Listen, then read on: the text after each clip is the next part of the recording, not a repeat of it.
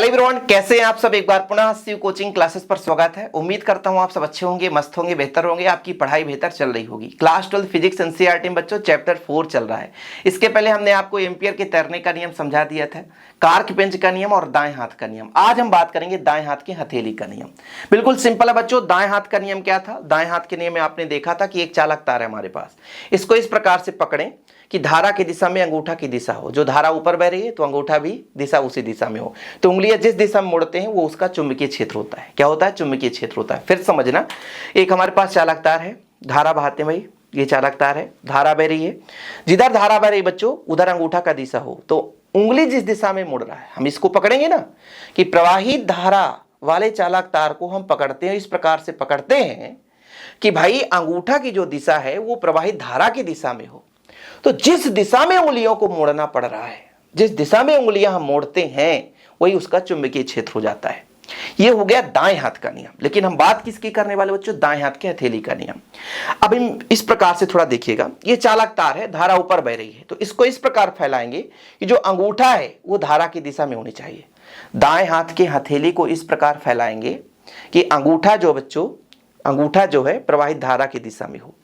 अब ये दाएं हाथ का हथेली का नियम कहां काम आता है? जब किसी भी प्रवाहित चालक तार के कारण कुछ दूरी पर हमें क्या निकालना है? चुंबकीय क्षेत्र की तीव्रता निकालनी है। यानी हमारे पास एक चालक तार है, इससे कुछ दूरी r दूरी पर एक बिंदु है जहां पर हमें तीव्रता की गणना करनी है। तब यहां पे दाएं हाथ का हथेली का नियम आता है कि चुंबकीय क्षेत्र की दिशा किधर है। तो दाएं हाथ की हथेली को इस प्रकार फैलाओ, दाएं हाथ की हथेली को इस प्रकार फैलाओ कि सबसे पहले उंगली और अंगूठा लंबवत हो। उंगली और अंगूठा कैसे हो? लंबवत हो। फिर समझना, दाएं हाथ के हथेली को इस प्रकार फैलाएं कि अंगूठा और उंगलियां परस्पर क्या हो? लंबवत हो। ठीक है। अब यदि ये अंगूठा धारा की दिशा को बताता है, देखो धारा की दिशा को, और ये उंगलियां उस बिंदु की दिशा को बताता है बच्चों जहां पर हमें तीव्रता निकालनी है, तब चुंबकीय क्षेत्र हथेली के लंबवत बाहर की ओर होता है। तब चुंबकीय क्षेत्र हथेली के लंबवत बाहर की ओर होता है। ठीक है। फिर समझ में नहीं आया? देखो मैं ये कह रहा हूं कि दाएं हाथ की हथेली को इस प्रकार फैलाओ कि अंगूठा और उंगलियां परस्पर लंबवत है। अब यदि अंगूठा धारा की दिशा को बताए, चालक तार है ऐसा, धारा की दिशा ऊपर की ओर है। अब ये जो हमारा बच्चों ये उंगलियां हैं, ये उस बिंदु को इंगित कर रहा है, उस बिंदु को बता रहा है जहां पर हमें तीव्रता निकालनी है, चुंबकीय क्षेत्र की गणना करनी है। तब यहां पे चुंबकीय क्षेत्र कहां लग रहा है? हथेली के लंबवत बाहर की ओर, हथेली के लंबवत बाहर की ओर।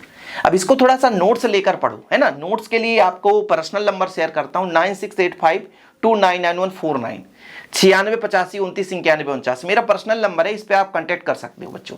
फिर से एक बार रिवीजन कर लेते हैं, नंबर लिख लेना 9685299149, 9685299149। ओके। देखो क्योंकि जो चीज आपको कॉपी पेन में नहीं समझा पाऊंगा इसलिए बच्चों यहां पे समझा रहा हूं कि दाएं हाथ की हथेली को इस प्रकार फैलाओ कि अंगूठा और उंगलियां परस्पर लंबवत हो। अब ये जो अंगूठा है ये धारा की दिशा को बता रहा है, उंगलियां उस बिंदु को बता रहा है जहां पे तीव्रता निकालनी है। तब जो चुंबकीय क्षेत्र होगा बच्चों, जहां चुंबकीय क्षेत्र की बात करते हैं, हथेली की लंबवत बाहर की ओर होगा। ओके। अब चीजें क्लियर हो गई होगी। जय हिंद, वंदे मातरम।